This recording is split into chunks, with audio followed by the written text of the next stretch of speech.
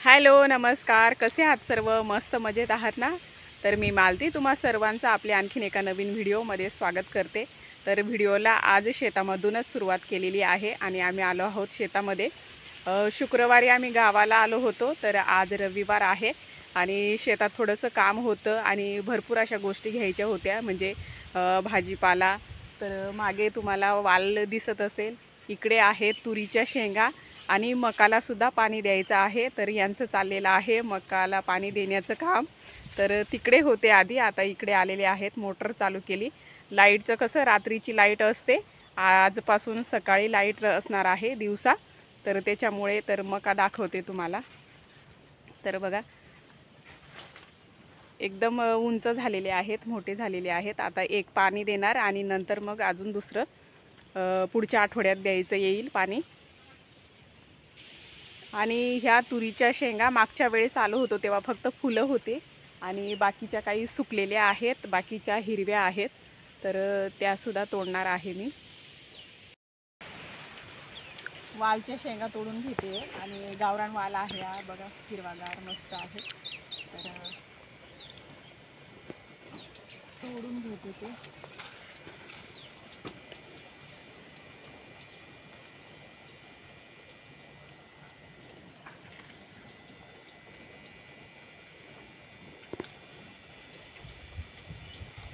शेंगा पण लागलेल्या आहेत, त्या पण तोडायच्या आहेत मला, पण आता वालच्या शेंगा तोडून घेते.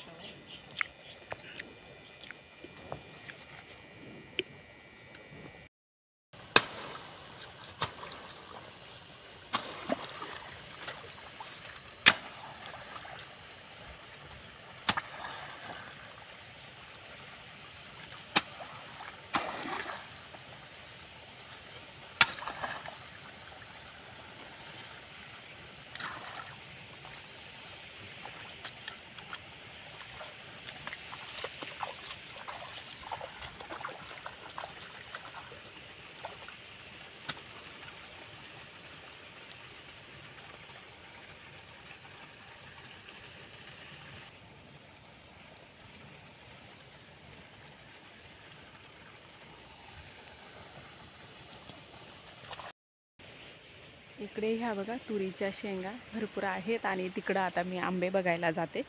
तर बघू कैऱ्या किती मोठ्या झालेल्या आहेत, बारीक आहेत की नाही. तर मका एकदम मस्त असं कलर आहे त्याचा, डार्क ग्रीन, आणि एकदम मस्त आलेले आहेत.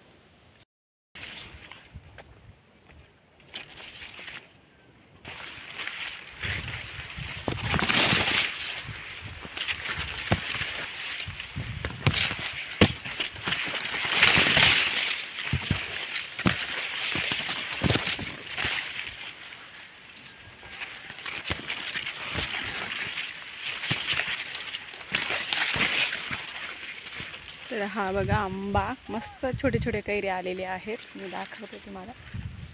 तर ह्या बघा,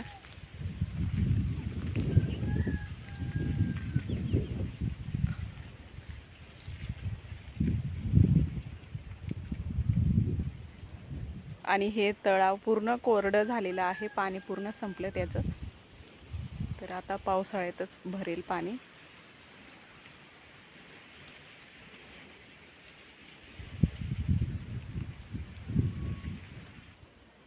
इथून बघा मक्याचं शेत कसं दिसतं, एकदम मस्त दिसतंय. हवा जोरात आहे ना, तर पवनचक्क्या एकदम जोरात फिरतायत. तुम्हाला दिसत असेल मोबाईलमध्ये, मला माहीत नाही. आता बघा झूम करते थोडंसं, बघा दिसते.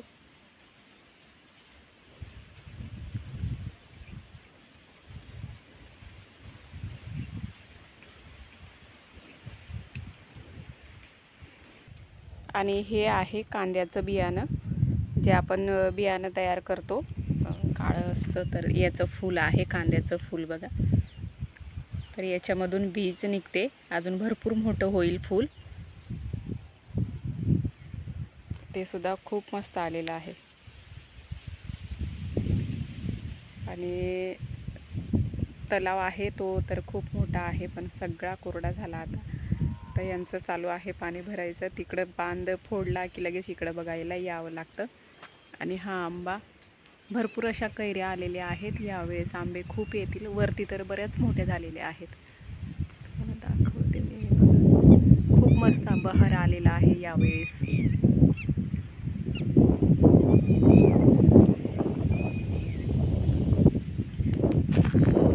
शेतात आल्यावर ना खूप शांतता वाटते आणि एकदम मस्त पक्ष्यांचा आवाज आणि मोर बघा. बाकीची हवेमुळे खाली पडून गेलेली आहे तर तिचा नाश.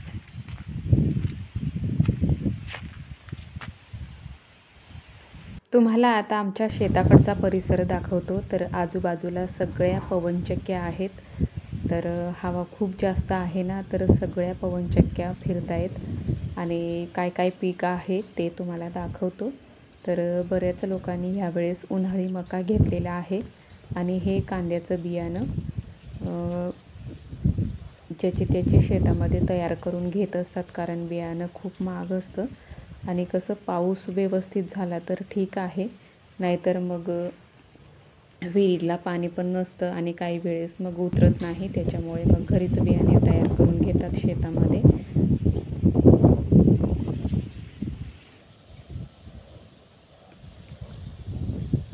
आणि हे गहू तर बघा, हवेमुळे ना सगळं इकडं तिकडं होतं आहे आणि सगळं असं मिक्स होतो आहे, तो सारखा दिसत नाही आहे. आणि आता होईल कापणीला थोड्या दिवसात. तर पुढे पण आहे आणि इकडच्या साईडला गहू कापणी करून ठेवलेली आहे. आणि हे आहेत मका. तर मकाला सुद्धा तोरे आलेले आहेत आणि कणीससुद्धा निघालेलं आहे. आणि इकडे आहे आंब्याची बाग. तर झाडं आहेत 4-5. आणि इकडे बघा, काही लोक आहे ना शेतातच घरं बांधून राहत असतात. जास्त शेत आमचं लांब आहे ना, तर बरेच लोक शेतातच घरं बांधून घेतात आणि तिथेच राहतात. आणि हे हायब्रिड वाल आहे.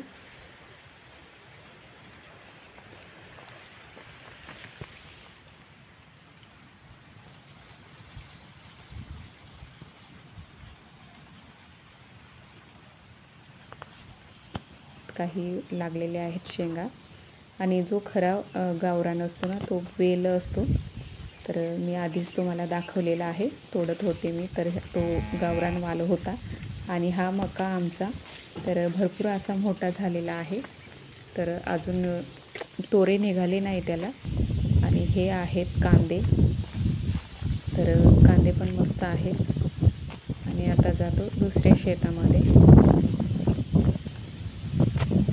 तर इकडे हरभरा, कांदे, गहू, मका, अजून मिरची, तर इतके पिकं घेतले जातात. तर मस्त असं हिरवगार दिसतंय. आणि जेवढा डोंगराळ भाग आहे ना, तिकडे सगळीकडे पवनचक्क्या दिसतील तुम्हाला.